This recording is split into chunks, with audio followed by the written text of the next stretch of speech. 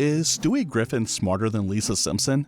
Let's find out. But first, just in case you are wondering who Stewie Griffin is, which is pretty much a surprise at this point, Stewie Griffin is the toddler in Family Guy with a head shaped like a football. But never mind the shape of his head, this baby is really smart. Plus, he's always scheming on how to take over the world.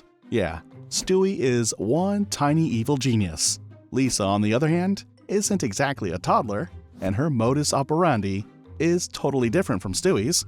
While Stewie spends most of his time building World War-type weapons that are more sophisticated than a baby who's still learning to talk should be able to comprehend, Lisa is a feminist, vegetarian, environmentalist, and Buddhist, with a leftist political stance. Now that's a pretty impressive resume for an 8-year-old. Clearly, they are both smart in their unique ways, but who's smarter? Let's take a trip down to the amazing city of Quahog as we begin with the episode where Stewie replaces his best buddy Brian with a self-evolving homemade robot. So Brian in the episode Guy Robot betrays Stewie's trust by stealing all his jokes for his stand-up comedy performance.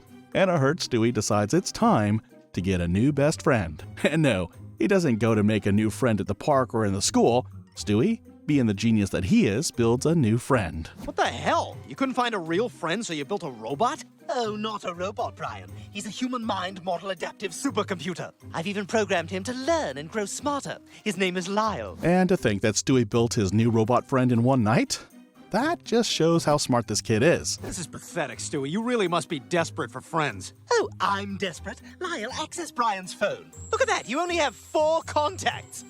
And, oh my God, you downloaded the Dunkin' Donuts app? And who Shazams the Beatles? If you ask me, that's an invasion of Brian's privacy. Stewie might be feeling like Faraday when he discovered the light bulb. However, the problem begins when, as he predicted, his robot evolves to become smarter than its owner. I drew you something as well. It's an urban plan for a workable Palestinian state. My word, this is very impressive. The credit is yours, Stewie. It was you who programmed me. Well, that's just the beginning. Lyle was going to dump him faster than he dumped Brian. Karma came early, I guess. Stewie, I'm afraid I no longer have time for a friend of your simple ways. I must ask you to leave. Stewie's robot might have ended up thrashing its owner, but you can't take it away from Stewie. It takes a certain level of intelligence to put something like that together. Speaking of intelligence, Lisa Simpson is one incredibly smart character, although the show doesn't exactly portray her as a tech-savvy girl. But in the episode The Girl Code, we see a rare side of the 8-year-old. During computer coding class, where Lisa happens to be the only girl in class, she shows that she's not a pushover. Looks like a real pencil fest. Look what we got here. One Silicon Sally in a room full of dongle donkeys. I just want to learn coding. Well, Lisa has never been the type to shy away from a challenge, so it's not such a surprise she felt so comfortable in a male-dominated class. Also, Lisa isn't an addition to the numbers. She actually turned out to be the smartest student in the class. My app would predict the actual consequences of your online posts before you hit send, protecting you from making mistakes you'll regret forever. That is genius. Having made so many social media mistakes in the past, I'm feeling like maybe I need to get my hands on Lisa's app. Not only did she come up with such a genius idea, but she also joined the team of programmers in building the app. All that after only a few days of coding class. We're creating an app to keep people from ruining their lives on social media. We built a mainframe that scans the entire internet, logging every online disaster and its repercussions. These examples will teach the app to actually anticipate the negative consequences of impulsive posts. In a way, we're teaching a computer to predict the future. Lisa and the team of geniuses actually do succeed in building the app. We finally have a name for our app, the Consequences Eradicator, or Conrad. Conrad? Why does it have to be a guy? No, not a guy, a British guy. So, quickly, here's a little difference between Lisa and Stewie. While Stewie likes to build his crazy machines alone, Lisa worked with a team to build her app. But like Stewie and Guy Robot, she suffers from her own success. Only I could create a program that's more neurotic than I am. Do I sound fat? I don't have a body, but I feel fat. Do you know what I mean? Do you know what? I don't want to know. I do want to know, but only if I'm not fat. Shut up! You can tell the app was programmed by a woman. Both are undeniably smart kids, but with different perspectives. While Lisa wants to, Change the world. all Stewie wants to do is take over the world. I say, where are the monuments to me? Where are my legions of followers? I thought I'd be absolute ruler of the world by now. I'm not exactly sure who Stewie's role model is, but with his weird fixation on conquering the world, Adolf Hitler has to be somewhere on that list. That's why, when Stewie's time machine in the episode Road to Germany mistakenly threw Mort in 1939, many would think it was merely a coincidence. But I felt it was all too convenient that they would end up in World War II. Perhaps the toddler only wanted to meet Hitler. Oh, I'm sorry, Brian. Is my time machine not as good as your time machine? Oh, yeah, no, you probably got a way better time machine. Yeah. Stupid dog. Yep, rub it on Brian's face.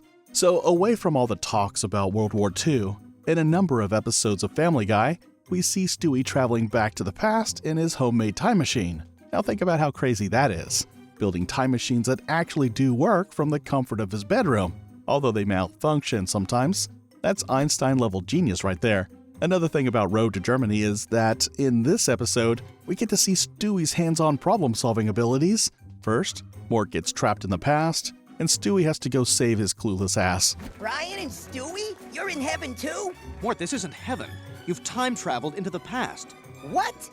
How is that possible? You can blame it all on Stewie. While there, they run into some trouble, and thanks to some quick thinking, reminiscent of what you would see in the Baby Day Out movie, Stewie outsmarts a bunch of soldiers.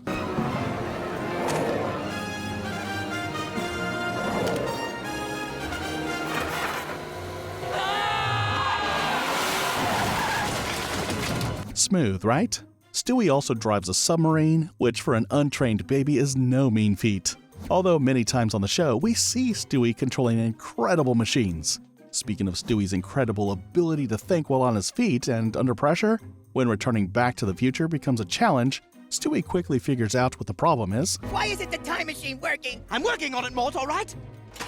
Oh, here's the problem. What? What is it? The transfer circuits are powered by uranium, and this thing is tapped out. Figuring out that they need uranium is only one part of the puzzle. Getting their hands on some uranium is perhaps the more important part. To do that, they have to use their initiative. I'm talking about Stewie and Brian, not Mort, whose brain is as good as dead wood. Well, Stewie tricks his way into a Royal Air Force fighter jet so they can fly down to Berlin and get that uranium. The flight isn't exactly a smooth one, but this kid is prepared for anything. Uh-oh, Germans dead ahead. So basically, after driving a submarine, Stewie gets on a fighter jet, all without any form of training. That's a scary level of smartness. While in Berlin, he disguises himself as Hitler to trick the Germans. In my opinion, the disguise wasn't that good, but the Germans were too blind to notice. Hey, guys. Hitler! How's it going, Mr. Hitler? Oh, it's a dog-eat-dog Reich, and I'm wearing bacon pants. Oh, I almost forgot. I don't suppose you boys have some uranium I could borrow? Oh, of course. Give him some uranium, Mean Joe Green. Hey, kid, catch. Thanks, Mean Joe. Eventually, they get back to the present, and since Stewie and his accomplice Brian would like to keep the whole adventure a secret, we once again witness some crafty thinking. To think that he is only a toddler? Amazing. Aren't you a little nervous that Mort knows all about this stuff? Oh, I'm one step ahead of you, Brian. You see, we've arrived 30 seconds before Mort came up to use the bathroom. Only this time, things are gonna play out a bit differently. And trust me, Brian is no dummy, but this kid right here is a freak, randomly flying fighter jets, driving submarines, and coming up with some crazy schemes. Not to mention that he built the time machine himself. Sure proves that Stewie's smart, but Lisa doesn't have to do all this heavy lifting to show how smart she is. In the episode Duffless, we see Lisa, who's always using her genius for the good of society, trying to cure world hunger with just one tomato. As part of her submission for the school science project, Lisa doesn't go to the all-too-familiar route of building a volcano or any other thing no one in the real world cares about. She instead decides to contribute her own quota towards ridding the world of hunger. I've grown a futuristic tomato by fertilizing it with anabolic steroids. The kind that help our Olympic athletes reach new peaks of excellence? The very same. I think this tomato could wipe out world hunger. You see, that's one of the major differences between Lisa and Stewie. Stewie's inventions are usually tailored towards violence, and he doesn't have a problem with blowing things off. Lisa's tomato doesn't end up curing world hunger because, obviously, one tomato isn't nearly enough, and 2, Bart destroys her project, forcing her to teach him a lesson. Although her scheme isn't nearly as evil as Stewie's, she does a pretty decent job of punishing her annoying brother. Hey, a cupcake.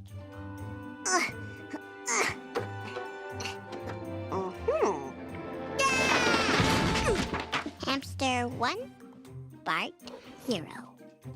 Experiment 2. The food is connected to a mild electrical current. The hamster has learned a valuable lesson. Beware the hand of man. Wise guy, eh? Ow! Ow! Ow! Hamster 2, Bart 0. Stewie would definitely not have used mild electrical current. He would shock the hell out of the person. So, she can't cure world hunger. Lisa can at least educate her schoolmates on the effects of climate change. Lisa is a devoted environmentalist. That's why in the episode On a Clear Day, I Can't See My Sister, during a school trip to Springfield Glacier, which turned out to be a shadow of its old self with the ice all but melted, Lisa seizes the opportunity to tell the other kids about the dangerous effects of global warming. Listen, people! How can you stand there eating snacks and being children when the world's glaciers are vanishing? We have to do something about it! Can there be any doubt that the culprit is greenhouse gas produced by man? The only gas is coming from Lisa's butt. People, please! I'm talking about toxic vapors! Emanations! Plasmas! Unfortunately, none of the kids care about climate change and greenhouse emissions like Lisa. They all just want to have some fun, enjoy their school trip, and make fun of Lisa. Stewie, however, does care about the climate, only that his motives are completely different from Lisa's. In the episode I Never Met the Dead Man, Stewie develops a personal grudge against broccoli after Lois forces him to eat one. Who the hell do you think you are? Honey, it's not gonna go away just because you don't like it. Well then, my goal becomes clear. The broccoli must die. If you think Stewie doesn't know what he is talking about when he says broccoli must die, then think again. Lisa might have thought one tomato could change the world, but Stewie wasn't going to make such a mistake. His plan was to eliminate every trace of broccoli from the face of the earth. So, broccoli, Mother says you're very good for me. Well, I'm afraid I'm no good for you. The first rule of war is know thine enemy, and I know this. Cold kills broccoli. It's so simple. All I need to do is build a machine to control the global environment. Forecast for tomorrow. A few sprinkles of genius with a chance of doom. I'm not so sure what impresses me the most. The fact that Stewie quotes Sun Tzu's Art of War, or the diligence he put into finding out broccoli's weakness, or perhaps the fact that he thinks building a weather machine is simple. Either way, Stewie actually goes on with his plans to build an effective weather control machine. Excellent. The weather machine is nearly completed. What do you say to that, broccoli? Stop mocking me! The kid sure knows how to hold a grudge. I can use that crude device to amplify my deadly signal. Victory shall yet be mine. Stewie launches his weather machine, and although he doesn't claim victory against broccoli, because of course his ambition was a bit of a stretch, his machine actually works, although only for a few minutes. And that's pretty impressive. Very well, broccoli. My God, it was sunny a moment ago, but now it's pouring. Victory is mine.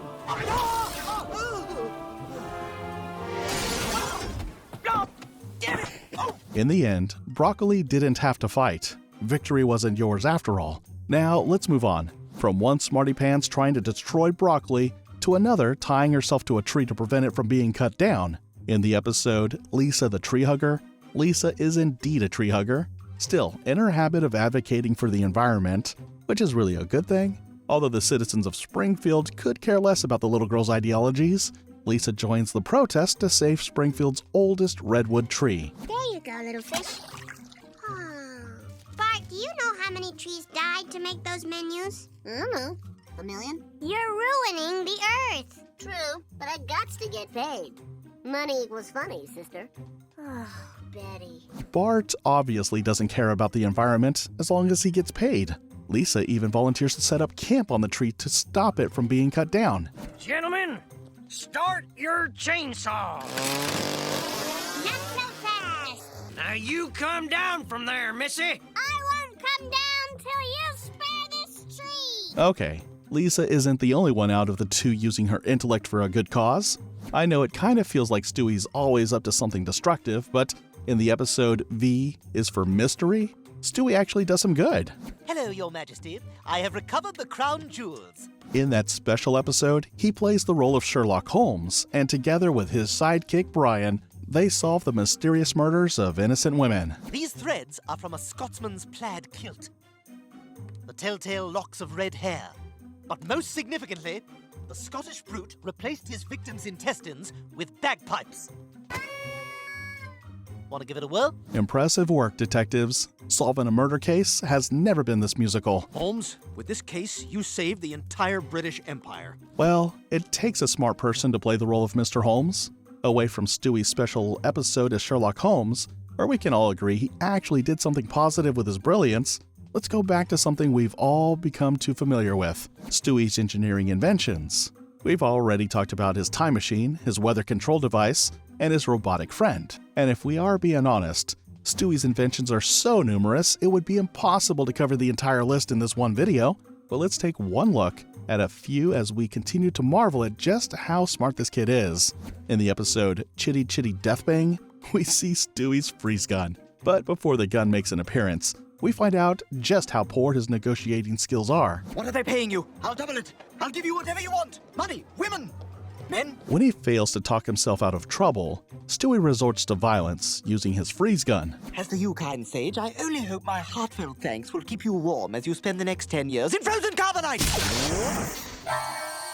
In the episode Brian Does Hollywood, Stewie decides to do things a little differently. In the episode, Stewie features in a CBS Kids show, and when things weren't going the way he would have loved them to, Stewie tries to use a hypnotizing ray to compel the masses to do his bidding. I was under the impression the name of the show was Kids Say the Darndest Things, not Old Black Comedians Never Shut the Hell Up. Ask me what I want to be when I grow up. And we also used to play Buck. Enough of your blather. Good evening, world. From this moment on, I will be your... Watching out there. Fortunately for the entire world, Stewie's mass hypnotic device doesn't work. Just imagine how the world would be if Stewie could hypnotize the masses. Glad we never got to find out. His mind control plans might not have worked in this scenario, but Stewie did get lucky in the episode The Story of Page 1, when Chris has to come to his aid by helping him get his snack because his hands are too short. Rather than express gratitude, Stewie has an evil idea. Hey, dude, you want some of these? I say, here's the solution to my troubles. If I could build a device to harness the size of that Leviathan, well, there's no limit to what I could... And true to his words, Stewie, who's an engineering genius, goes on to build a mind control device to control Chris. Let's take the old boy out for a spin. Eyes open. Voice test. I'm Chris. I'm Chris. Eviscerate the proletariat. Eviscerate the proletariat. Knowing Stewie, you can rest assured that he would use Chris for something stupid and probably even evil. That's it. Ring the bell. Well, hi there. Good day, shopkeep. Good day, shopkeep. I require a hand-operated buzzsaw capable of cutting through a human sternum. What? Such foul words from the mouth of a baby. Like I said, Stewie might have the IQ to rival Einstein, but he isn't the smartest of negotiators. Now let's talk about elite level IQ. Lisa is also in that league. In fact, Lisa is a Mensa. In the episode They Saved Lisa's Brain, Lisa gets inducted into Springfield's Mensa Society, a proof that she isn't your average kid. She's exceptionally smart. Although her dad, Homer, could easily pass off as one of the dumbest cartoon characters ever, well, he might have a few competitors for the crown though. Chris and Peter Griffin are both solid contenders. Back to Lisa's induction. After watching her dad and other citizens of Springfield, which is unsurprisingly filled with dumb people, embarrass themselves at a local contest, Lisa decides to write a heartfelt letter to the community. We are a town of low brows, no brows, and ignorami. We have 8 malls, but no symphony. 32 bars, but no alternative theater. 13 stores that begin with le sex. I write this letter not to nag or whine, but to prod. We can better ourselves. Well, most of us. Good thing that she acknowledges that some of them are helpless. Following her rather intellectual letter, Lisa gets an invitation to become a member of Mensa. You want me to join Mensa? Oh, that's wonderful. But don't I have to take some sort of IQ test? No, Lisa, you're more than qualified. I shared all your standardized test scores with the other members. Aren't those supposed to be confidential? Welcome to Mensa. Seems like apart from Lisa, the other members of the Springfield Mensa community aren't so smart. Ever the idealist, Lisa immediately begins thinking of ways to transform the city. With our superior intellects, we could rebuild the city on a foundation of reason and enlightenment. We could turn Springfield into a utopia. You know, one person who wouldn't use his super intellect to better his society? If you said Stewie, you are absolutely correct. That kid is always fantasizing about being the ruler of the world for no apparent good reason. But trying to change the world does have its consequences, especially when you are kind of powerless to affect any real change. Lisa finds this out in the episode The Good, the Sad, and the Drugly. In that episode, Lisa does a study to predict what Springfield would look like in the future, and her discovery leaves her both paranoid and scared. Trust Lisa not to look at the positives. What will Springfield be like in 50 years? Let's see what the computer says. That's horrible. What else?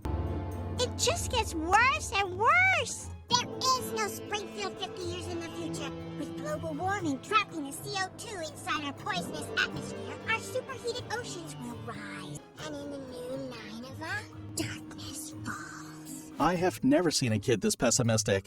Well, she ends up at the therapist's, where she's put on antidepressants. Lisa, your outburst was either a sign of deep emotional imbalance or a passionate response to a sobering truth. Luckily, the treatment for both is intensive therapy. What's therapy gonna do for me when the world is in ashes? Like I said, I've never seen such a pessimistic kid. We believe Lisa is suffering from environment-related despair. It's even worse when you know it has a name. Now don't worry. She'll be fine after years of expensive treatment. And we have a new drug to combat this syndrome. Ignore it all. I think I just might need a dose of that drug. Not only does the name sound cool, it actually had Lisa smiling. I'm going to Disneyland. I see trees of green. What a wonderful world. Well, Stewie didn't have Ignore It All to turn to. After the frustration at the Quahog Star Trek convention in the episode, Not All Dogs Go to Heaven. You bastards. I'll get my question answered one way or another. To satisfy his curiosity, Stewie didn't go pick up a magazine or watch the next Star Trek episode like every normal kid would do.